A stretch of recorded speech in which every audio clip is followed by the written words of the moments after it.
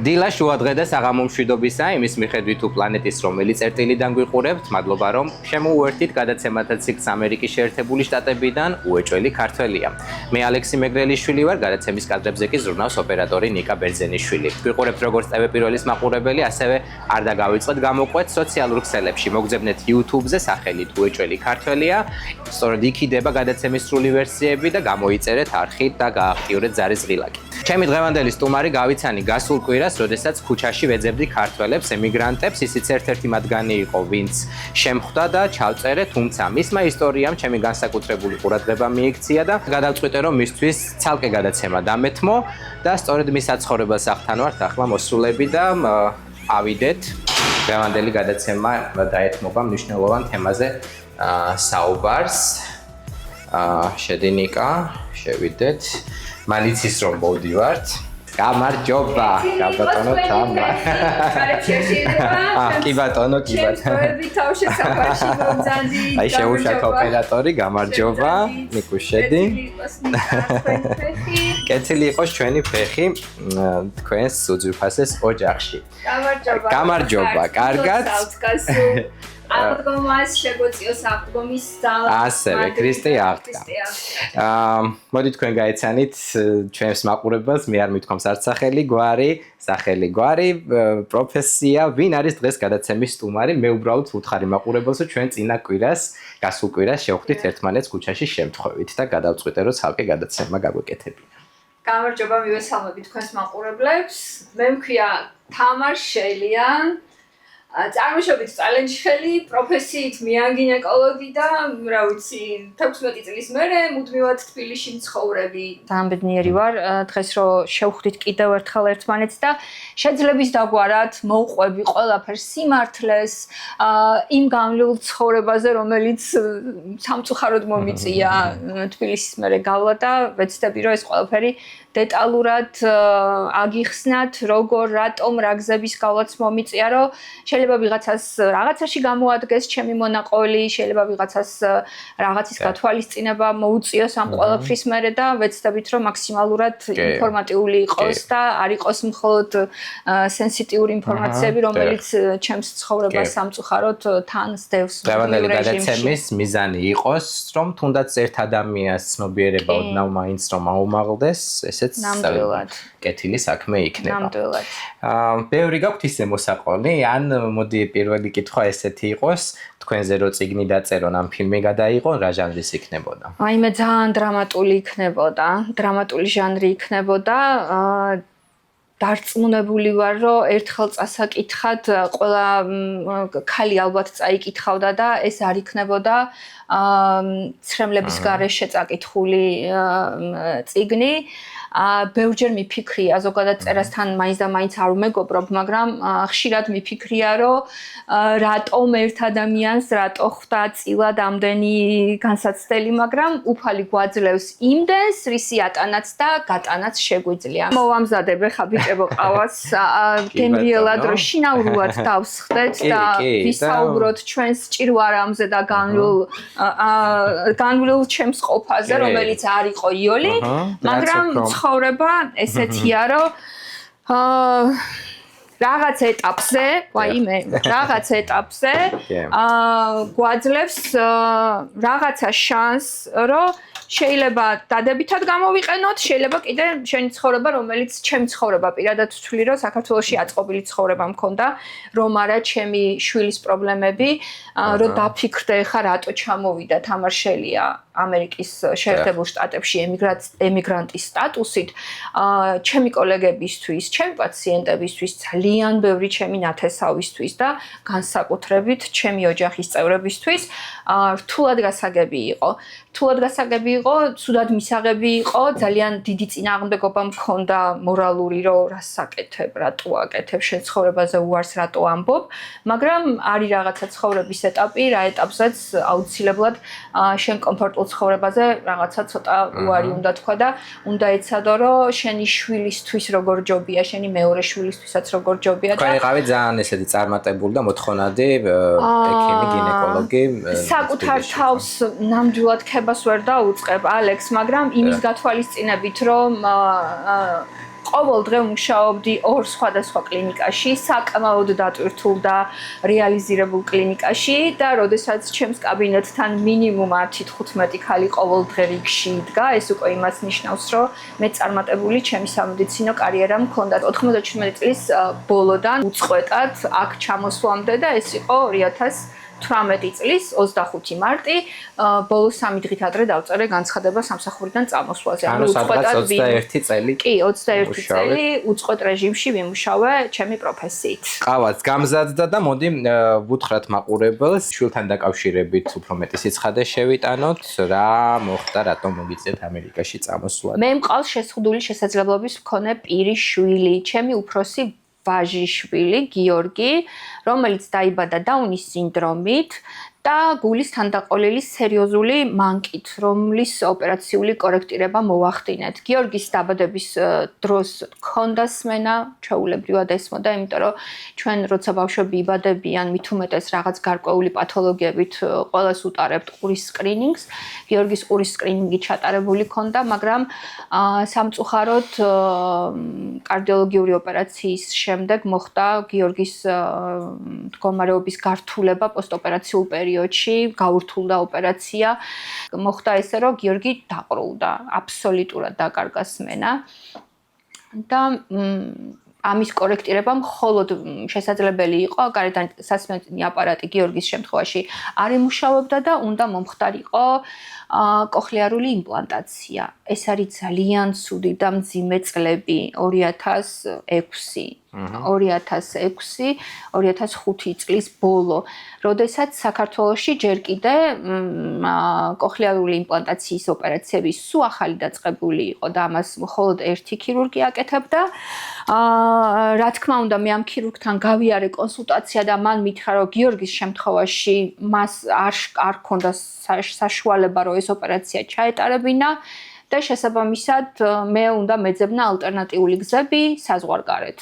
და მომიწია ამ გზების პოვნა, ალექს. გიორგის ოპერაციის თანხა საზღვარგარეთ ყველაზე იაფი ევროპაში, რომელიც იყო, ეს იყო 30,000 ევრო. 30,000 ევრო იმ პერიოდში იყო ძალიან დიდი თანხები, ეს იყო თითქმის 2 ბინის ტოლფასი.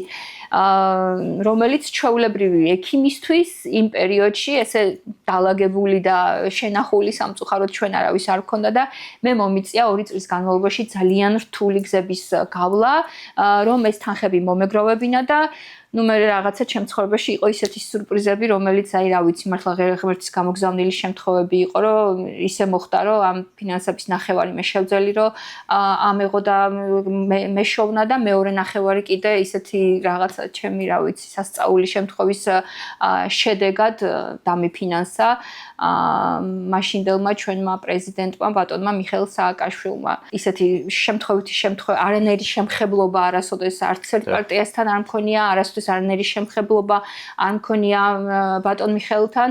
უბრალოდ ეს პერიოდი იყო, როდესაც ჩვენთან იყო ღორის გრიპის ეპიდემია და ჩვენ სამსახურში შემთხვევით იყო მოსული ბატონი მიხეილი რაღაცა გარკვეული ინსტრუქციების და რაღაცების მისაცემად, რომ ჩვენ ესეთ ასე ვთქვათ ავარიულ რეჟიმში ვმუშაობდით 24 საათიანი რეჟიმის სამუშაო ქონდა და მოვიდა და იმ მომენტში შევძელი რომ გადამეცა მისთვის პირადად წერილი და ზუსტად 1 საათში იყო უკან ზარი, რის შემდეგაც მე ამ თანხის ის ნაწილი ნახევარი, რომელიც მაკლდებოდა დამიფინანსა ბატონმა მიხეილმა თავისი წერილში სწოდით იმ თანხას ეს ამუხსენი წერილობით, ნუ რა შეიძლება ახლა მე არ დამიწყი ამისთვის დეტალური ესეთი ახსნა როგორ და რა, უბრალოდ წერილში რაც შემეძლო მინიმალურად მეთხოვა, რომ ჩემ შულს ესეთი და ესეთი დიაგნოზით მე ვარ ესა და ეს და მაგ ნახევარი თანხის ეს და ეს და პოლონეთში სასწაული მოხდა, პოლონეთში პირველად კონსულტაციაზე რო ჩავედი, კლინიკის მეპატრონე, ვინც იყო პროფესორი, ვინც არის სკარჟინსკი, აი მართლა ცხოვრებაში ვიზაც ვუცულობ ცხოვრებაში, უცხო ადამიანებზე ჩემთვის არის აი სკარჟინსკი, რომელიც იმ კლინიკის მეპატრონეა და ბატონ მიხეილზე მართლა, იმიტომ რომ ეს იყო საოცრება ხალხო ამ გაჭირვებაში ფინანსური გვერდში დგომა, აი არ ვიცი, ვისაც გააქვთ გავლილი ეს გზები, ყველა მიცით, რომ როგორი რთულია დიდი თანხების აი ესე უცებ მოძიება, როდესაც სახელმწიფო შენს გვერდით არ არის. და იმ პოლონელმა პროფესორმა, რომელმაც გაიგო, რომ მე ვიყავი მისი კოლეგა, მათ შუქა ოპერაციის თანხა უბრალოდ მითხრა, რომ მე უნდა მეშობა 19,500 евро, რომელიც იყო იმპლანტის ღირებულება და აი ამ 19,500 ევროზე იყო საუბარი და იმის ნახევარი ბატონი მიხეილის დამსახურებით და აი არ ვიცი, მთელი ცხოვრება ჩემი ოჯახი მადლიერი იქნება აი ამ მომენტის და ძალიან დიდი მადლობა თუ ოდესმე გაიგებთ ნახავთ შემთხვევით ამ გადაცემას აი იცოდეთ რომ ერთი ემიგრანტი საქართველოდან ჩვეულებრივი ადამიანი გიორგის დედა ყოველთვის თქვენ სახელზე ერთ სანთელს ყოველთვის ანთებს ტაძარში დიდი მადლობა რომელიც კიდევ ერთხელ გაუსვათ ხაზი რომ არ ეკუთვნის არც ერთ პოლიტიკურ პარტიას და მაშინაც არანაირი შემთხვევა აბსოლუტურად არანაირი იცით რა არის აი ხანდახან შეიძლება რაღაცა თბილი დავწერო აბსოლუტურად არანაირი კავშირი ჩემი ოჯახი მთელი ცხოვრება პოლიტიკური იყო ექიმების ოჯახიდან არასოდეს არც ერთი პარტიის წევრი არ ყოფილა ჩემი ოჯახის წევრი არც ერთი პარტიის წარმომადგენელი არ არის და აბსოლუტურად აპოლიტიკური ადამიანი ვარ უბრალოდ ეს იყო ჩემი პირადი ფაქტი და ჩემმა სანაცნობო წრემ ჩემმა კოლეგებმა ყველამ იციან ჩემი დამოკიდებულება ბატონი მიხეილის მიმართ აი ამ ფაქტიდან გამომდინარე როგორც დედა რა თქმა უნდა კი ბატონო და გიორგის აღუდგა ამ ოპერაციის შემდეგ გიორგის ოპერაციის მერე ეს მოდა ერთ ყურში ყველაფერი ეს ეხა უკვე ესმის ორივე ყურში იმიტომ რომ აქ ჩამოსვლის მერე აი შარშან მეორე ყურზეც გავაკეთეთ იმპლანტი და ეხა ესმის აბსოლუტურად ანუ 100%-ით ესმით ეს ერთშიც და მეორე ყურში აქ წამოსვლის მიზეზი რა იყო ამერიკაში ალექ ჩემი ამერიკაში წამოსვლის მიზეზი აი ზუსტად ალალად გეუბნებით ამას რომ კარიერის პიკში ვზივარ დღეები ჩემს კაბინეტში და ყოველ დღე მაქვს ურთიერთობა პაციენტებთან რომლებიც მოდიან ყოველდღიური პრობლემებით ყოველ დღე ფინანსური პრობლემები რომელიც უფრო ძლიერდება საქართველოში და მე ვარ პროფესიის წარმომადგენელი, რომელიც სამწუხაროდ ჩვენთან სადაზღვეო სისტემა ესე ყველა ადამიანზე ისე არ მუშაობს, რომ აქ მაგალითად ამერიკაში ხო 80%-ს აქვს დაზღვევა და შესაბამისად მდიდარია თუ ღარიბია, იმ ღარიბს უფრო კარგი შესაძლებლობები აქვს, რომ ყველანაირი სრულფასოვანი კვლევა ჩაიტაროს, ვიდრე საქართველოში, ხო? ეხლა წარმოიდგინეთ ექიმის მდგომარეობა, რომ მუშაობ შენ ფასიან კლინიკებში, იმიტომ რომ სახელმწიფო დაქვემდებარება კლინიკები საქართველოს არ დარჩა. შესაბამისად მუშაობ სახელმწიფო კერძო სტრუქტურაში, მოდის შენი ოდითგანვე პაციენტი, რომელიც შენთან იმყოფება 15-20 წლის განმავლობაში და უკვე გელაპარაკება ისეთ ელემენტარულ პრობლემებზე, ფინანსურზე, რომელიც ეხება რაღაც კვლევის დამატებით ჩატარებას, რომელიღაც ანალიზის დამატებით კვლევას და ამას შენ ვერაფერს ვერ ცვლი. ჩვენ ექიმებს არაფრის უფლება არ აქვს. ჩვენ არ გვაქვს ისეთი ასე ვთქვათ option რომ აი დავუშვათ ამას გავუკეთო უფასოდან ამას ვერაფერს ვერ გააკეთებ იმიტომ რომ აბსოლუტურად ექვემდებარები იმ ვიღაცა კერძო სტრუქტურის მფლობელს რომელიც არის შენი დამქირავებელი ხო ვერ დაარღვევ ვერც პროტოკოლს ვერც ვერაფერს ვერ გააკეთებ ერთადერთი საშუალება გაქვს რომ შენ ჯიბიდან ამოიღო და გადაუხადო ამ პაციენტს ფული ეს ერთი შემთხვევა, ორი შემთხვევა, ხუთი შემთხვევა, ეს შემთხვევები ყოველდღიურად იზრდება, ხო? ანუ მე უკვე ვატყობ, რომ ეკონომიკური რეგრესი მიდის ჩემ ქვეყანაში. ჩემს სახელმწიფო შემოსავალზე არ იყო საუბარი, მე გამიჩნდა ელემენტარული შიში, როგორც შეზღუდული შესაძლებლობის მქონე დედის შიში. იმიტომ რომ მე ბევრჯერ შინაურად ვამბობ და აი კიდე ერთხელ გავმეორდები მე რო ჯანმრთელი შვილი მყოლოდა ალექს მე არასოდეს ემიგრაციაში არ მოვხვდებოდი იმიტომ რომ უფალს მადლობა რომ მე სიდუხჭირე რა არის მართლა არ მინახავს იმიტომ რომ ყოველთვის მუშაობდი შეძლებული ოჯახიდანაც ვიყავი და ჩვენი პროფესიით ჩვენ ექიმებს ახლა არასდროს აი ეს რაღაცა რომ აი რაღაცის ფული არ აქვს ესეთი მდგომარეობა არ გქონია მაგრამ აქ იყო გათვლა მომავალზე გიორგის აი მე რო დაუბერდები მე რა იქნება გიორგისთან მე რა პრობლემები შეიძლება შეექმნას გიორგის და აი ეს შიშები რომელიც ოდითგანვე მქონდა და პლუს ეს შიშები იცით გაუთვალისწინებელი ხარჯებით იყო გამოწვეული ალექს გიორგის, აიღა ნახავთ თქვენ, უკეთია გარეგანი მიმღები პროცესორები. აი ეს მიმღები პროცესორი საქართველოში და ზოგადად მისი პრაისი ხა რომ დაგუგლოთ მედელის 6000 евро ღირს. პირველი ოპერაცია რო გავაკეთეთ, აი ეს ძლივს ნაკოწიწები ფულით რო ეს ოპერაცია გავაკეთეთ, შემთხვევით მაშინ პატარა იყო რაღაც 2 წელი ნახევრის და უნიტაზე ბავშვი იჯდა და შემთხვევით ესე მოიქნია ხელი და ეს პროცესორი 6000 ჩავარდა უნიტაში და ჩაირეცხა. დაიკარგა. დამატებითი 6000. ერთხელ ძიძას გავაყოლე რაღაცაზე განაეს შეგნებულად წვიმის ქვეშ მოყვნენ, დასვოლდა პროცესორი, გაფუჭდა. 6 პროცესორი მაქვს ნაყიდი 6000 ევროებით. ანუ ამას ვახერხებდი როგორ, რა თქმა უნდა, ბანკის კრედიტი, მე კარგი ხელფასი მაქვს, მაგრამ მე ესეთი გადადებული 6000 ევროები ჩვეულებრივ მომშავე ექიმ საქართველოში არა აქვს, ხო? და აი ეს ყველაფერი, რა თქმა უნდა, წინა გავლილია ეს პრობლემები, ფინანსური შიშები, რომელიც არის, ეს დამიგროვდა და მე ვიფიქრეთ ამნა, ეხა შენ უკვე შენი კომფორტის ზონიდან უნდა გამოხვიდე, შენი კაბინეტი და შენი პაციენტებისგან უნდა როგორღაც გამოხვიდე, იმიტომ რომ არიან ადამიანები ვისაც რაღაცა შემოსავლის გამოაკეთებს თავის საქმეს და არის ექიმების ძალიან დიდი და ალბათ დარწმუნებული ვარ რომ 90% ამას ვაკეთებთ სიყვარულით და ჩემთვის ეს ძალიან რთული გადასადგმელი ნაბიჯი იყო არ იყო იოლი.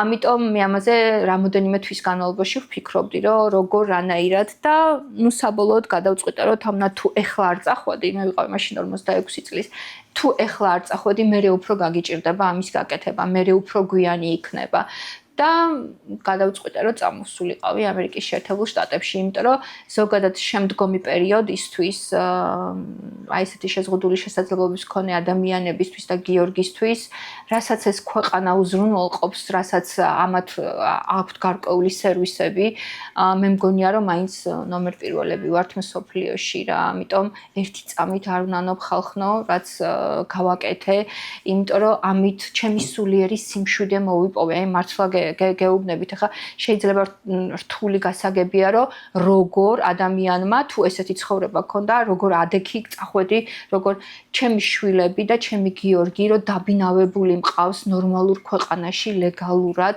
მას რო აქვს ყველაფერი ის სერვისი რომელიც უნდა ქონდეს შეზღუდული შესაძლებლობის მქონე პირს ეს ყველა მშობელისთვის არის დამიჯერეთ სულიერი სიმშვიდის გარანტორი და ამიტომ არ უნანობ რაც გავაკეთე რთული იყო ძალიან მძიმე ცხოვრება გავიარე, მაგრამ უფალს მადლობა რომ ეს შემაძლებინა და აი ამ ეტაპამდე მომიყვანა. მოდი გავიაროთ დღეს არა ჩვეულებრივი ამინდიანი ნიუ-იორკში როგორც იქნა დათბა კი არა და დაცხა პრინციპში. დაცხა კი, იმიტომ რომ წელს ძალიან ცუდი ზამთარი გქონდა. რა მომსახურებებით სარგებლობს დღეს გიორგი აქ რისი საშუალებაც არ იყო საქართველოში. გიორგი დადის ახლა სპეციალიზირებულ სკოლაში ჩვეულებრივ რეჟიმში. გიორგის აქ დაზღვევა Medicaid-თან ერთად, ანუ ეს რას ნიშნავს? აბსოლუტურად ყველანაირი პროცედურები, კვლევები, სამედიცინო ჩარევები, უზარმაზარი ოპერაციები, ახლა მეორე ყურის იმპლანტაცია, რომელიც გაუკეთდა, მისი ბილი რომ ნახე, ცუდად ვიყავი 200,000 გადაცილებული ოპერაცია. ეს ყველაფერი გაკეთდა უფასოდ. პლუს ნიუ-იორკის შტატს აქვს ყველაზე კარგი დამატებითი პროგრამა, რომელიც ანუ ფედერალური თანხებით არის დაფინანსებული. ყველა ინდივიდზე, რომელსაც უკვე აქვს ამერიკის შეერთებული შტატების ტერიტორიაზე და ნიუ-იორკის შტატში აღიარებული უკვე, რომ ის არის შეზღუდული შესაძლებლობების, ანუ აი გასაგებად ინვალიდის სტატუსი, ესე ამერიკაში ინვალიდის სტატუსს ესე არ გამოიყენებენ, მაგრამ ნუ სტატუსი აღიარებულია. დამატებითი ფინანსირება აქვს და რას მოიცავს ეს? გიორგისთან 21 საათი კვირის განმავლობაში დამატებით, ეხლა მოდი მაშინ პირველი დავამთავროთ, რომელიც აი თავისი დაზღვევით და Medicaid-ით რაც აქვს. გიორგის ყავს 12 საათიანი მომვლელი ყოველ დღე. ანუ მე რომელ საათებშიც მუშაობ, ეს ჩემზეა დამოკიდებული, მე როცა ვმუშაობ, იმ საათებში გიორგის სკოლიდან მოსვლის შემდეგ იღებს 12 საათიან მომვლელს მუდმივად, უფასოდ. ეს უწყვეტად ყოველ დღე 12 საათის განმავლობაში. ამის გარდა, აი ამ ფედერალური შტატის ცალკე სერვისებით, რომელიც არ დავასახელებ ხალხო თანხას, იმიტომ რომ ეს იმდენად წარმოუდგენელია საქართველოს ტერიტორიაზე ტერიტორიისთვის და ჩვენნაირი სამწუხაროდ ეკონომიურად არამყარი ქვეყნისთვის, რომ აი შეიძლება ძალიან ადამიანს ვერც გაიგოს. ანუ არის სპეციალური ბაჯეტი, ანუ ბიუჯეტი, რომლის მიხედვითაც დამატებით მე კიდე მყავს კვირაში 21 საათის განმავლობაში ჩვენთან მოდის ცალკე ID, ანუ DSP ესე ქვია რა, ეს ადამიანი, რომელიც გიორგისთან გამოდის ქუჩაში, ასწავლის ანუ მოძრაობის წესებს, სახლში დაუშვათ სამზარეულოში ელექტრომოწყობილობებთან ურთიერთობებს, ასწავლის როგორ მოამზადოს მსუბუქი ბახშამი ან დაუშვათ სადილი. ეს ყველაფერი იმისთვის, რომ ეს არის ინტეგრაციისთვის, იმიტომ რომ ეს სახელმწიფო თავიდანვე ეს სტატუსს კი არ განიჭებს, რომ აი შენ ინვალიდი ხარ და მთელი ცხოვრება ინვალიდი უნდა იყო და მე უნდა მოგიარო. ეს ქვეყანა აკეთებს ყველაფერს იმისთვის, აი ამ ყველაფერს დებს. გამარჯობა. ანუ აკეთებს ყველაფერს იმისთვის, რომ ეს ადამიანი გახადოს მისი საზოგადოების სრულფასოვანი წევრი, ანუ გასწავლის ცხოვრებას დამოუკიდებლად, რომ დაუშვათ შეძლოს იქნება ამ ადამიანმა შეძლო და განვითარდა ისე, რომ გახდება დამოუკიდებელი. გიორგი კვირაში ორჯერ დადის ცურვაზე, თუ გინდათ თანხებსაც ვიტყვი, ეს არის $80 ღირს ერთი ცურვა, ერთი ცურვის გაკვეთილი, თავის კერძო ინსტრუქტორთან ერთად. თუმცა ეს ცურვაც უფასოა? ეს კი აი ფედერალური ბიუჯეტიდან არის, ცურვაც უფასოა, ისიც უფასოა. პლუს შენ თვითონ ანუ იცით როგორ ხდება ალექს აი ამ ბიუჯეტს დავუშვათ უხეშად სიტყვაზე $60,000 წელიწადში ხო აი ამ $60,000 წელიწადში ათვისება ხდება მშობლის და გიორგის ყავს თავისი მოვლის მენეჯერი ქიარ მენეჯერი ესე ქვია რა ანუ მენეჯერი რომელიც იცნობს გიორგის თავიდან ბოლომდე იცნობს მის დიაგნოზს იცნობს მის შესაძლებლობებს და მასთან შეთანხმებით ვადგენთ მთელი წლის ჩვენს გრაფიკს რა უცილებლობებია გიორგისთვის საჭირო რომელი აქტივობები ჯობია რომ გიორგისთვის იყოს გათვალისწინებული ამ წლის ბიუჯეტში და აქ შედის ახლა ეს სპორტული აქტივობები რომელიც მე მოვითხოვე გიორგისთვის არის სპეციალური აპარატია რა GPS აპარატი გიორგის ინციდენტი ქონდა დაიკარგა აქ ეს ცალკე თემაა კიდე ანუ ამის თანხა სადღაც წელიწადში მაგრამ იმის მომსახურება $1,200-ია და ეს გადახდილია იმ ბიუჯეტიდან რაღაცა გარკვეული რაოდენობა მე მცირედი ჩავწერე მაგრამ ტანსაცმლის თანხაა გათვალისწინებული და თავისი ჯიბის ხარჯები მინიმალური რომ თვითონ როცა მოუნდება კაფეში რომ წავიდეს და დაუშვათ ყავა იყიდოს ან რაღაცა თავისი დამხმარე ადამიანი დაპატიჟოს ეს ყველაფერი არის ამ ბიუჯეტში ჩადებული. კი ბატონო თქვენი ხარჯი არის მოკლედ $0 ამ ყველაფერში. აბსოლუტურად მე არანაირად გიორგის ხარჯები ჩემი არის დასული ნოლი სახელმწიფო როგორც წამლებს უზრუნველყოფს ყოველ თვე ვეკავ უბრალოდ აფთიაქში ვეუბნები სახელს და გვარს ჩემი შვილის და გამზადებული პრეპარატები მხვდება იგივენაირად მაგ რეცეპტი ყოველ 6 თვეში ერთხელ იწერება ცალკე გიორგის აუცილებლობის ჰიგიენის საშუალებები რაც არის რაც მჭირდება დაწყებული სარეცხის საშუალებიდან დამთავრებული კბილის პასტით და საცურებით თუ რამე ისეთი განსაკუთრებული მჭირდება მე ამას არ ვყიდულობ იმიტომ რომ ამასაც გიორგის დაზღვევა ყველაფერს აბსოლუტურად აფინანსებს სრულად როგორც სკოლაში დადიოდა თბილისში ეს იყო ჩემი ყველაზე საშინელი უბედური განვლილი ცრემლიანი წლები იმიტომ რომ პერიოდია როდესაც აესეთ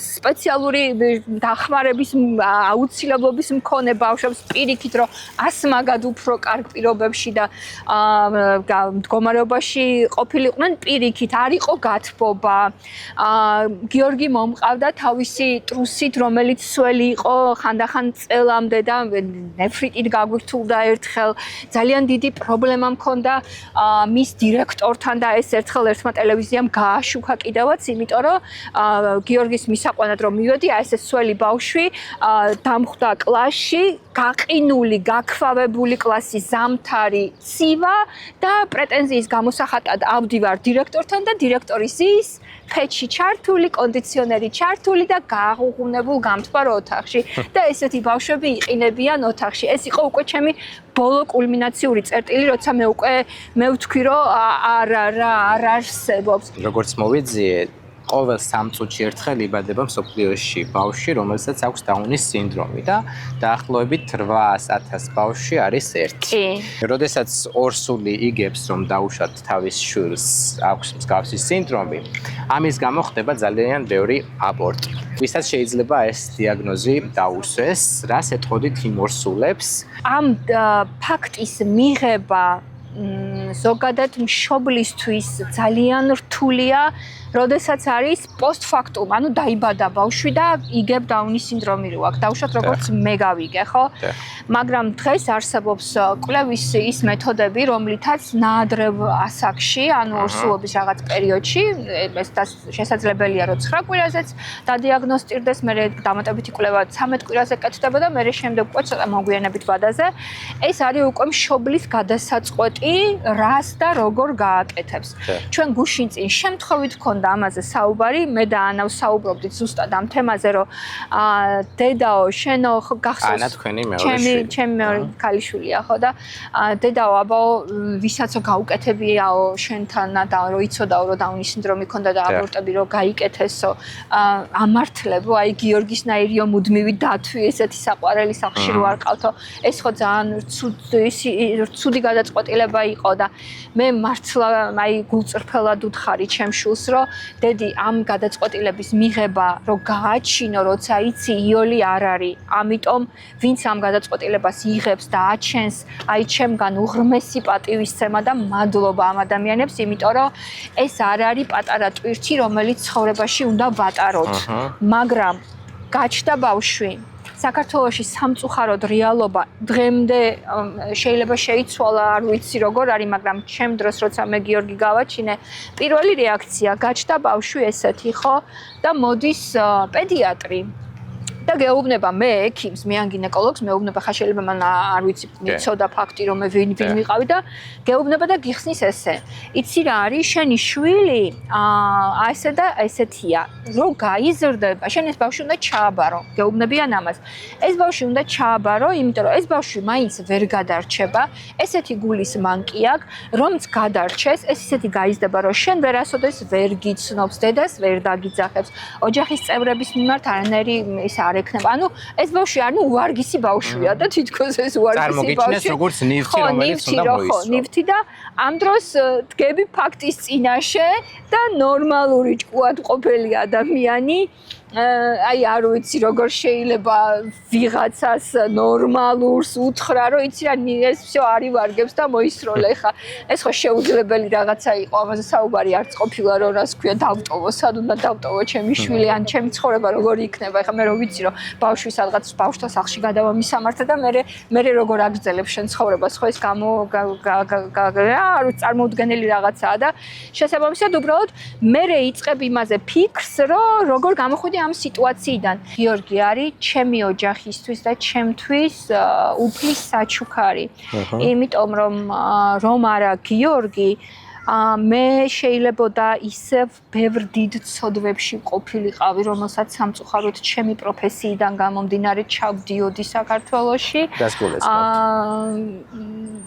გინეკოლოგების ძირითადი ანუ სამწუხარო პროფესია და ეს ნაწილი არის აბორტები და ძალიან ცოდვებში, ანუ დღემდე განვიცდი, სერიოზულად განვიცდი ამ ჩადენილ ცოდვებს, რომელსაც სამწუხაროდ მიწევდა და დღეში რამოდენიმეს გაკეთება მიწევდა, ასე ვთქვათ. ამაზე ვარის თქმა არ შეუძლია ექიმს. არა, ბევრი ექიმი რელიგიური თვალსაზრისით ამაზე ამბობს უარს, უბრალოდ ერთ-ერთ მე ესეთ დახურულ კლინიკაში სადაც ვმუშაობდი, იქ ჩვენი აუცილებელი მოთხოვნა დამსაქმებლის იყო, რომ რა თქმა უნდა ეს მომსახურებაც ყოფილიყო, იმიტომ რომ უნდა ყოფილიყო კომპლექსური მომსახურება პაციენტ რომ რაღაც პრობლემით რომ მოდის შენ არ უნდა გადაამისამართო სხვაგან და პრინციპში სწორია. ეხლა პაციენტი მოდის შენ გენდობა და შენ ამ დროს იცი იგებ რო ორსულა და მას უნდა ორსულობის ხოლმე შეწყვეტა და შენ ეუბნები მე ვერა და გამისამართებ სხვა კლინიკაში ეს ანუ არ არის კომფორტული მომსახურების სფერო არ არის ესა და ამიტომ მე მიწევდა ამის გაკეთება შეიძლება შეგნებულადაც ვაკეთებდი მარტო მიწევს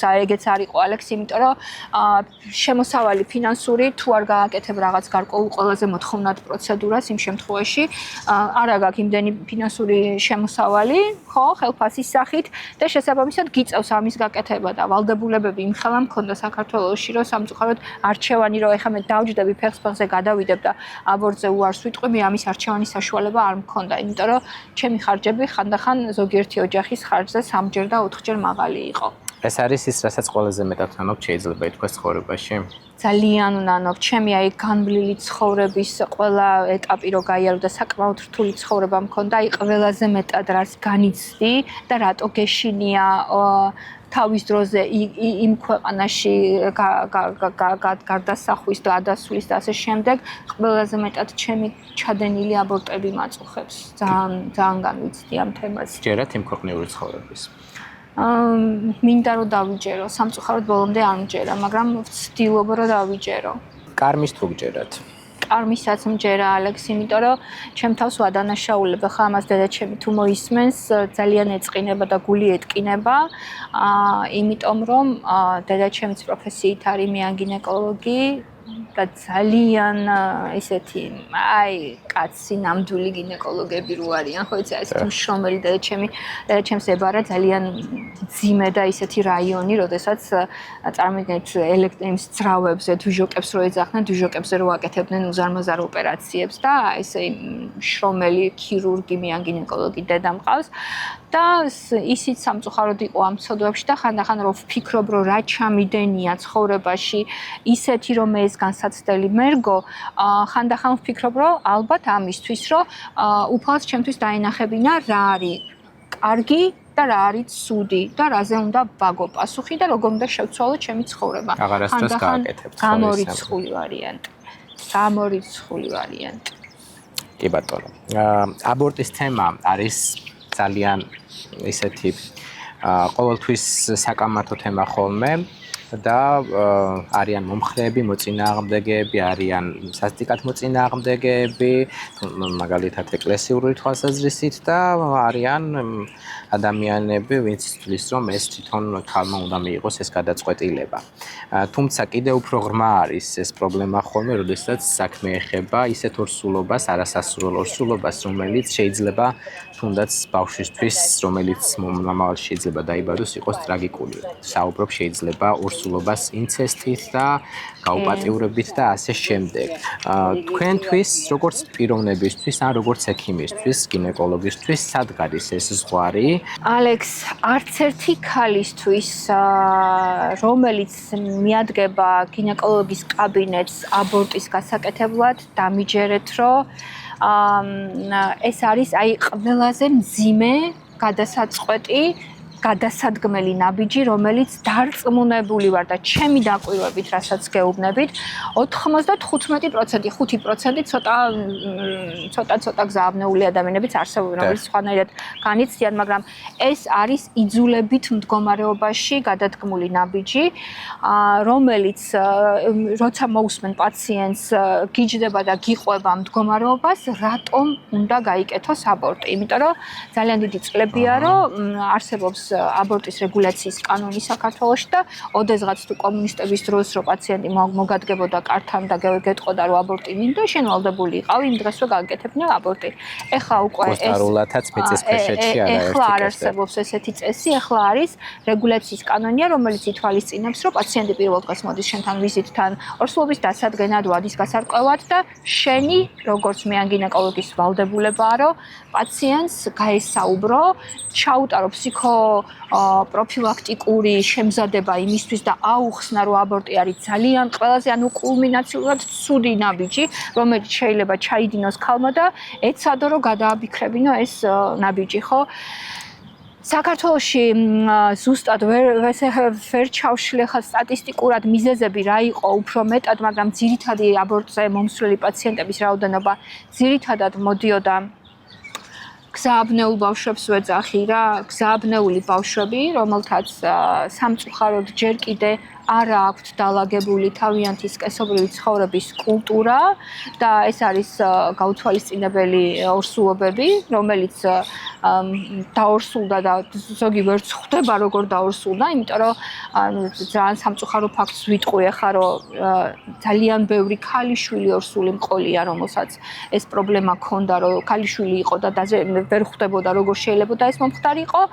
იყვნენ გოგოები, რომელთაც ოჯახი არ ყავდა, ქართული მენტალობა და ჩვენი ზოგადად ფსიქოლოგია და მდგომარეობა იცით თქვენ რომ გამორიცხული არ, ასე ქვია, გათხოვილი არ არის და შვილი გააჩინა, მით უმეტეს ეგ გამორიცხული ვარიანტი იყო და რაღაცა რაოდენობა, რა თქმა უნდა, უკვე ოჯახის მქონე ქალბატონები, რომელთაც რომ დაუჯდები და დაუწყებ გამოკითხვას, რომ აი შენ მაინც ხო ყავს მეუღლე, ის იკეთებს აბორტს, იმიტომ რომ ამას ეს მდგომარეობა აქვს, ის მდგომარეობა აქვს და ისიც გეუბნება ძირითადი მიზეზი ეკონომიური მდგომარეობა, რომ მე მეგონა ყველაზე მეტი მაინც აბორტი კეთდებოდა სქესის გამო.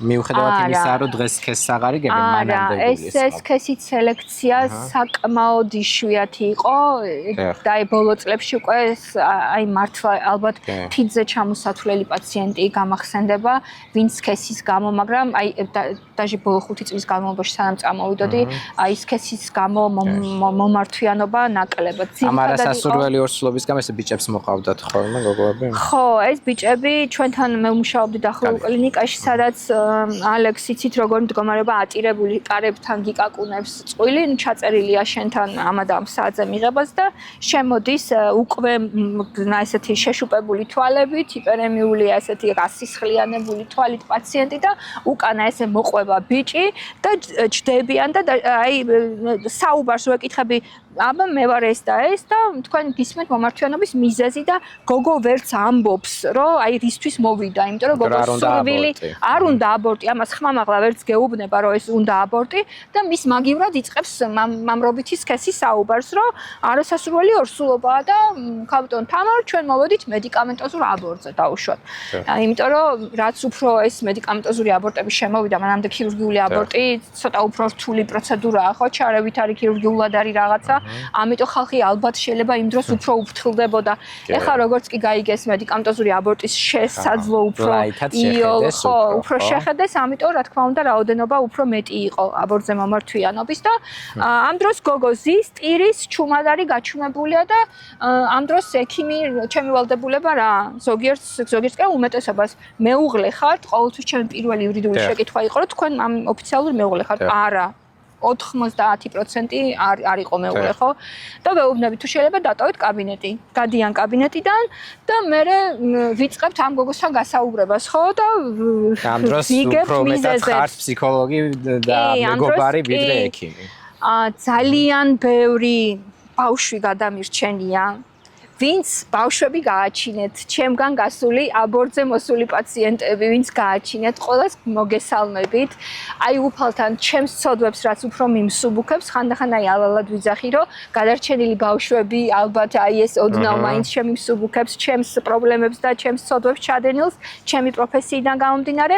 ძალიან ბევრი ბავშვი გადავარჩინია ალექს ესე, რომ ზოგისთვის მithქვამს, რომ მოდი ესე გავაკეთოთ, მოდი ესე გავაკეთოთ, კიდე დაველაპარაკოთ. მოდი ოჯახის წევრები ჩავრთოთ რაღაცნაირად, იქნება გამოსავალი ვიპოვოთ. ძალიან ბევრჯერ გალანძღულ ხართ ალბათ კიდე. აი მე გალანძღულ ვარ კი არა, ხანდახან კი ერთი შემთხვევა მახსენდება. შევდივარ ჩემი ერთი სამსახურიდან მოსული, მოვედი მეორე სამსახურში და შემოსასვლელში ლამაზი ჰოლი გქონდა და აი ესე მიმღების გოგო თვალებით მანიშნებს, რომ ქალბატონ თამარ ცუდად არის საქმე. ხო და მე ვთქვი რა ხდება, უცებ ცუდს ფიქრობ ხო რაღაცა გონია რომ რაღაც გართულებული პაციენტია და აი ეს ქალბატონიო ძალიან ისეთო გელოდებათო მძიმადო და უთხრეს აი ქალბატონი თამარი შემოვიდაო და ჯერ გახდილიც არ მქონდა, ხალათიც არ მქონდა ჩაცმული და აი ესე მომვარდა ქალი და შენ დაღუპე ჩემი ოჯახი, შენ დააქციე ჩემი ოჯახი და პირდაპირ აგრესიაზე გადმოვიდა ისე რომ მართლა პირველი რაც მქონდა მე ვთქვი პოლიციაში დავრეკავ, იმიტომ რომ ვერ ხვდებოდი რაში იყო საქმე და საბოლოოდ ახლა მოკლედ მოგიყვებით რომ ეს იყო ერთ-ერთი იმ ბიჭის, რომელმაც ქეჩოთი მომიყვანა თავისი შეყვარებული, რომელსაც შეპირდა რომ უნდა ყოფილიყო მისი ქმარი და ამ დროს გოგო რო დაორსულდა, რა თქმა უნდა, გადათქვა ყველაფერი და მის ბიჭის დედა იყო რომ შენ ჩემს ოჯახში შენ არ გაუკეთეო ამ ქალბატონსო აბორტიო და ამიტომ ჩემმა შვილმა ცოლად მოიყვანაო და შენ დაღუპე და აქცია ჩემი ოჯახიო და აი ეს როგორც კი გავიგე რომ ამაზე იყო საუბარი ისე მკაცრად უთხარი ქალბატონო მე უთხარი ეხა თუ 5 წუთში არ დატოვებთ ჩვენს ტერიტორიას მე უთხარი ეხა აი ამ ჩემი მორალური ზიანისთვის ტრამვისთვის რომელიც უკვე აი ამ რამოდენიმე წუთში მომაყენეთ იმიტომ რომ მე ექიმს რო ეუბნები ეხა რომ დამღუპე დამაქციე ფიქრობ რომ პაციენტს რაღაცა გაურთულდა და ბოლო-ბოლო ყველაზე უარესი გარდაიცვალა და იმიტომ მოდის ხო და იმ წუთასვე რა თქმა უნდა და იმიტომ რომ ჩივილი უნდოდა მართლა მეუბნებოდა იურიდიულად მელაპარაკებოდა რომ გიჩივლებო რას ქვია აბორტზე მოვიდაო და შენ აბორტი არ არასასურველი რძლის სახში მიღების გამო. გიჩივლებო პირდაპირ ყვიროდა იმას გიჩივლებო. მერტო ჩემო. ალექს მქონდა ძალიან ბევრი პრობლემები საქართველოში ხა თუ სამედიცინო კუთხით გვინდა ცნობიერების ამაღლების გამო მინდა რომ ეს ვილაპარაკო. სამწუხარო სტატისტიკა იყო საქართველოში და ამ წუთას ვერ გეტყვით, მაგრამ ძალიან დიდი რაოდენობა მყავდა ქალიშვილი ორსულების. როგორც ექიმი მე ან გინეკოლოგი, როგორც ლიცენზირებული ექიმი გეუბნებით, რომ სავალდებულო არ არის დეფლორაცია, ანუ საქალწულე აპკის ჩახება იმისთვის, რომ ქალი დაორსულდეს. ამისთვის სხვა გზებიც და შემთხვევითი გზებიც არსებობს. ამიტომ ხალხნო, როცა იწყებთ გარკვეულ მინიმალურ თქვენთვის, ესე ვთქვათ, მინიმალურ სქესობრივ კავშირს, რასაც თქვენ ეძახით, ეს არ არის იმის გარანტია, რომ თქვენ არ დაგიდგებათ ორსულობა.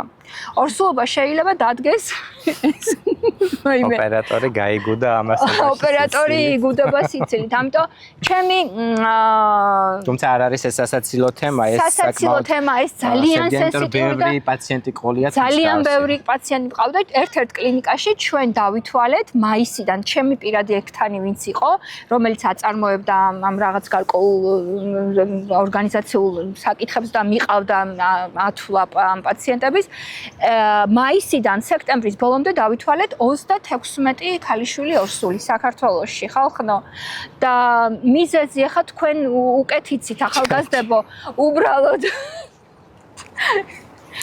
ცოტა ხანი რომ გავჩერდეთ არა გაჩერდით ცოტა ხანი თორე მეც ამ ინტერვიუსთვის მთელი თბილისი დამსდევდა რომ ილაპარაკე როგორ ხდებაო და რა უნდა მაშინ მუშაობდი ჩემი ებრაელები დამიჭერდნენ 8 წელია უკვე ამერიკაში ხარ წამოსული და დარწმუნებული ვარ უზომოდ გენატრებად თქვენი პროფესია პაციენტები ხშირად გაგვიგია ტერმინი რომ აი ექიმები ატყავებენ პაციენტს საქართველოში ჯანდაცვის სფეროში პაციენტს რომელი რგოლი ატყავებს პირველი პაციენტებო მინდა იცოდეთ რომ თქვენ დაუცველები ხართ პირველ რიგში სახელმწიფო სტრუქტურის არასწორად ქონის გამო ანუ თქვენი უფლებები რომ თქვენს უფლებებს პირველ რიგში არ იცავს სახელმწიფო იმიტომ რომ თქვენ არა გაქვთ დაზღვევა შესაბამისი რომელსაც გაჭირვებულ სახელმწიფო უნდა უზრუნველყოფდეს და მეორე რგოლი რა თქმა უნდა ეს არის კლინიკის მეპატრონეები იმიტომ რომ პაციენტებო კარგად უნდა იცოდეთ და ამას ამდენი წლის მერე აღიარებას გავაკეთებთ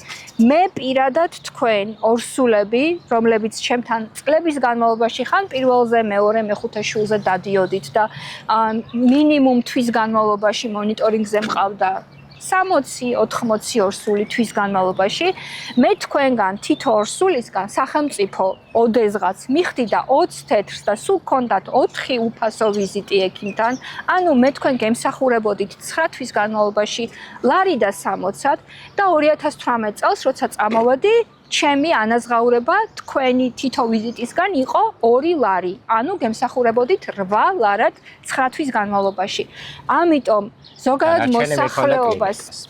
ზოგადად მოსახლეობას მოუწოდებ და იცოდნენ რომ ჩემი კოლეგების მიმართ, როდესაც გაქვთ აგრესიები, რომ ამდენი გადავიხადე ხალხნო, ეს არ არის ექიმის ჯამაგირი და ანაზღაურება.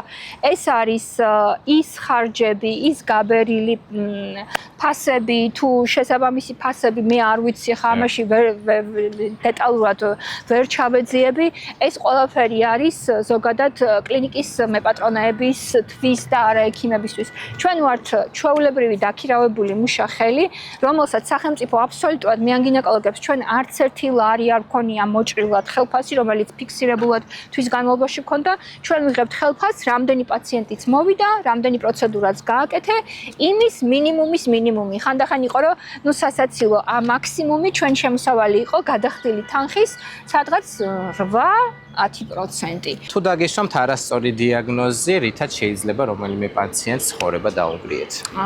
არასოდეს. მედიცინდეტი ხო არ გახსოვთ? არასოდეს არ მქონია. ერთი ძალიან ჩემთვის ერთადერთი მტკივნეული ინციდენტი, როდესაც მე პირადად პაციენტის ოჯახთან მქონდა შეხება და არასასიამოვნო და მე მომიწია პოლიციაში წასვლა იყო. ეს წამოსვლამდე ალბათ 1-4-5 წლით ადრე. ჩემთან 9 თვის განმავლობაში ორსულობის შენარჩუნებაზე და მეთვალყურეობაზე მყავდა ხაშურიდან ოჯახი ასაკოვანი ცოლ-ქმარი იყვნენ. თუ მხედავთ ალბათ დაინახავთ და თქვენ მიხვდით მე რომ მე აბსოლუტურად არაფერი შუაში არ ვიყავი და თუ დრო გაქვთ ხა 2 წამით ვიტყვი 45 და 47 წლის ცოლ-ქმარი იყვნენ რომელთაც ანამნეზში ჰქონდათ ძალიან ბევრი თვითნებური აბორტი და ვერ აჩენდნენ რა შვილს მოვიდნენ ჩემთან ამ პაციენტს ჰქონდა ჰიპერკოაგულაციური სინდრომი, ანუ ხა თქვენთვის გასაგებად ზოგადად რაღაც ეტაპზე პლაცენტა აჩერებდა მუშაობას და ნაყოფი ეღუპებოდა და ასე შემდეგ. მე ეს უმძიმესი პაციენტი ორსული სამართავად მართე ბოლომდე აბსოლუტურად ყოველგვარი შეცდომის და გართულების გარეშე და აი ესეთი ნალოლიავები გამზადებული მოსაოდნელი ნაყოფის წონა იყო 4 კილო და 200 მამრობითი სქესი გამზადებული და ბედნიერი ოჯახი 9 თვის თავზე, როდესაც უნდა გადამეცა უკვე სამშობიარო სახლისთვის, ხაშურლები ვურჩიე, ვუთხარი, თვითონაც მივეცი არჩევანის უფლება, სად გინდათ მშობიარობა, იმიტომ რომ გეგმიური საკეისრო კვეთა უნდა გაკეთებულიყო და გადავამისამართე სამშობიარო სახლში ერთ-ერთ ძალიან ცნობილ მეან ქირურგთან. თან ნათქვამი მქონდა, რომ თქვენ აუცილებლად უნდა იყოთ თბილისის ტერიტორიაზე, იმიტომ რომ კატეგორიულად არ უნდათ ხაშურში საკეისრო კვეთის ჩატარება. თქვენ აუცილებლად უნდა იყოთ 36 კვირის მერე, თქვენ უნდა იყოთ დაბინავებული თბილისში, რომ თქვენ ამ დიდ დისტანციებზე სიარულმა არ მოგიწიოთ. ეხლა მოკლედ რო ვთქვა, ეს პაციენტები დარჩნენ ხაშურში, დაეწყო ამ ხალხს მშობიარობა ხაშურში. დაკარგა ისა დაღვარა სანაყოფო წყლები და სასწრაფოთი წამოიყვანეს ვითომ თბილისში უნდა და წამოყვანა, მაგრამ შუაგზაში დაიწყო მშობიარობა და იმშობიარა ხაშურში და ნაყოფი გარდაიცვალა. ქმარი იყო ჩოხოსანთა წევრი, აი 2 მეტრიანი კაცი, რომელიც აი ესეთი მადლიერებით და დიდი აი თითქოს ოჯახის წევრია, ესეთი რა ვიცი როგორები და უბედნიერესები მყავდა გაშვებული, რაღაც გარკვეული დღეების მერე მადგება სამსახურში და მეუბნება რომ უნდა მოგკლა. და რატო უნდა მომკლა? იმიტომ რომ შენ ხარ მიზეზი რომ ჩემი გიორგი მოკვდა. ანუ უკვე ბავშვის სახელიც ჰქონდათ მიცემული, მე მგონი გიორგი თქვა. ნუ ჩავეძიე რა ხდებოდა, როგორ ხდებოდა და აღმოჩნდა რომ არ იყვნენ წასული, ანუ არ იყვნენ თბილისში. მე ვთქვი, ჩემთან რატო არჩევთ საქმეს? მე ხო არაფერ შუაში არ ვარ, მე ჩემი საქმე გავაკეთე. მე თქვენ გადაგამისამართეთ გამზადებული ყოველგვარი პრობლემების გარეშე გაგიშვით, უკვე უნდა წასულიყავით სამშობიარო სახლში. სამშობიარო ექიმს ვისაც ყავდა გადაგზავნილი, იმასაც ურეკავდა, ის მეუბნება თამუნა, მე რა შუაში ვარო. ერთხელ მოვიდნენ, გამეცნენო და წავიდნენ და დაიკარგნენ. და საერთოდ მე არ შემხმიანებიან და პირველად მესმის ახლა რასაც მიყვები, ანუ ის მეანიც რა შუაში იყო, ხო? მოხდა რაღაცა გართულება, ნაყოფი გარდაიცვალა. და ეს კაცი მემუქრებოდა სიკვდილით. ხანჯლით მოვიდა ჩემთან, რომ უნდა მოგკლა და რაღაცა და იმდენად ახლა 2 მცირეწლოვანი შვილი მყავს იმ პერიოდში და რა თქმა უნდა შიშის მომენტი გამიჩნდა და ცხოვრებაში პირველად როცა პოლიციას მივმართე, იყო წავედი და დავწერე განცხადება, რომ ესე მემუქრება პაციენტის მეუღლე მეთქი და იმათმა მე დაიბარეს თუ რა იყო, მე აღარ ჩავძიები ვარ და გადის 6 თუ 7 თვე. და ექტანი მეუბნება იციო კარებთან ვინგელოდებაო და ნუ სახელი და გვარი ამათი გავიხედე და დგას ცოლ-ქმარი ჩემ კარებთან და მეუბნებიან ქალბატონ თამარა ორსულად ვარ ქმარი იძახის ორსულად არის ჩემი მეუღლე ერთადერთი ექიმი ვისაც ვენდობი ხართ ისევ თქვენ და თქვენ უნდა მართოთ ჩემი მეუღლე ისევ 9 თვე და მე ძალიან თავაზიანად და მეგობრულად ვუთხარი რომ ჩემი მორალური მდგომარეობა მე არ მაძლევს იმის უფლებას რომ მე თქვენ აწის სწორად გმართოთ იმიტომ რომ მე ძალიან განცდებში ვიყავი ძალიან ისეთი აგზნებულ მდგომარეობაში ვიყავი როგორც ადამიანი იმიტომ რომ წარმოიდგინეთ ახლა აბსოლუტურად დანაშაულ ადამიანს გადანაშაულებენ ისეთ რაღაცაში და სიკვდილით გემოქმედებია კაბინეტში და მე ვუთხარი გამორიცხულია მეთქი და თუ შეიძლება და მე მკითხეს რომ ვისთან შეიძლება რაღაცა მე ვუთხარი ამაშიც ვერ ჩავერევი თქვენინებით სურვილი და ესე დავამშვიდობე მე შენ მირჩიე ის ექიმი და მე გააჩინა ამ ქალბატონმა ისევ ბიჭი დასრულდა ყველაფერი კარგად იმიტომ რომ მე მეუღლე მომწერა და მაინც ბოდიში ვით მომიხადა და მადლობა მითხრა რომ ნუ ესე და ბედნიერი ვარო რომ შვილი ყავსო და ესე და ისე და ნუ რაღაცა კარგად დასრულდა ეს ამბავი თქვენი პირველი სამსახური რა იყო ამერიკაში ზუსტად 2 თვის თავზე წავედი 3 დღის ბავშვთან ძიძად, სადაც ვიმუშავე ამერიკულ ოჯახში 2 წლის განმავლობაში. ბავშვი ჭამდა ხომს, ბავშვი ჭამდა გებჟალიას, იმიტომ რომ შებოლილ ყველზე და ხომზე გიждდებოდა. თქვენი ცხოვრების საყრდენი დღეს ვინ არის? ყველაზე მეტად აი როდესაც გრძნობთ ხოლმე რომ დაიღალეთ, აი ემოციურად რომ გინდათ რომ ვინმეს დაეყრდნოთ. ამ მომენტში ჩემი ემოციური საყრდენი და ჩემი იმედი არის ჩემი ქალიშვილი ანა, რომელიც ყოველდღიურად מחარებს და გულს მithფობს, იმიტომ რომ ჩემი შვილი როა იმიტომ არა ძალიან კარგი შვილია და პირველ რიგში არის ძალიან კარგი და გიორგისთვის. ტყუპებით არიან გაზრდილები გიორგი, როცა ახალ ოპერაცია გაკეთებული იყო, 3 წელია სხვაობა ან არის 3 წლით უმცროსი და გიორგის პროცესორისთვის რო ედარაჯა რომ იქ ბაღში საქართველოში ვინმეს არ მოეძრო არ გადაეგდო გიორგი იყო 3 წლით უფროსების ჯგუფში იმიტომ რომ იყო ბევრი ინციდენტი როდესაც პედაგოგები ხსნიდნენ ამ ვაივაგლახით გაკეთებულ პროცესორს მაცივრის თავზე დებდნენ რომ არ დაუზიანდესო და მე რეაბავდნენ ბავშვს როცა მისი მოხსნა არავითარ შემთხვევაში რეკომენდირებული არც ერთი წუთით არ არის და ამიტომ ანამ ყავდა დარაჯის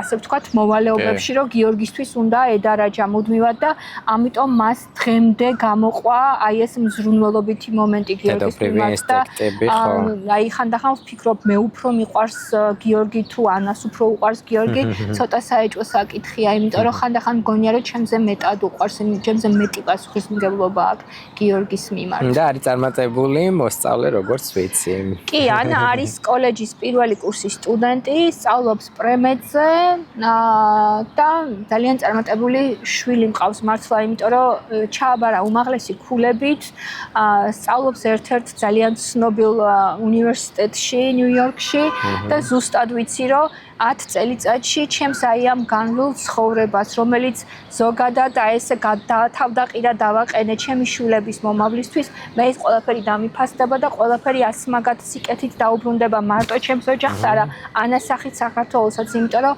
ანას მიზანიც ის არის, რომ მიიღოს აუცილებლად ამერიკული განათლება. თქვენი შვილებისგან რა ისწავლეთ? აი მაგალითად გიორგისგან, რომელსაც აქვს დაუნის სინდრომი.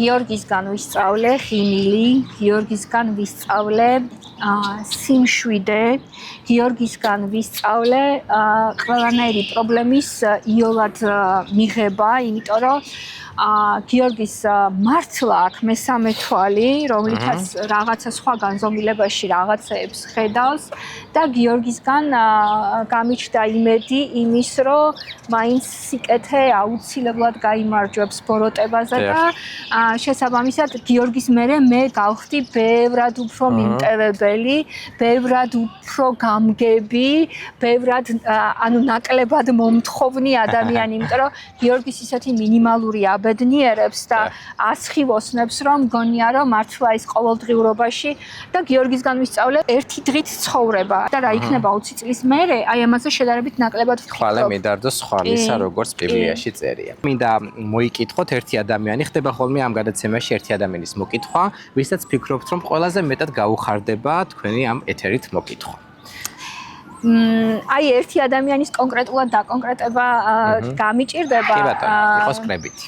კრებითად მაინც მოვიკითხავდი, აი ესე მრავლობით, ჩემ ოჯახს ყოველდღე ვიკითხავ და ჩემ პაციენტებს მოგიკითხავთ ხალხო, იმიტომ რომ აი მიუხედავად ყველაფრისა, ყოველთვის კომფორტულად ექიმი პაციენტი მუდმივ რეჟიმში ყველასთან ვერ იქნება.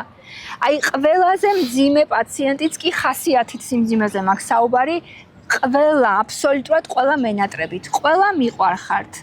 როცა მწერთ, მიუხედავად იმისა, რომ წლებია გასული, იცოდეთ, რომ ყველა თქვენი დიაგნოზი მახსოვს, ყველას თქვენი სახე და თქვენი შვილების რაოდენობა მახსოვს, ძალიან მენატრებით. უღრმესი მადლობა, ძალიან მიხარია რომ გაგიცანით, თუ მაყურებელს თქვენი სიტყვები რაღაცა ინფორმაციულად უფრო დაეხმარა, მეც ბედნიერი ვიქნები თქვენს და მაყურებელიც. ძალიან მადლობა დათმობილი დროისთვის და გისურვებთ წარმატებებს და ბედნიერ ცხოვრებას. საქართველოს მიყვარხარ.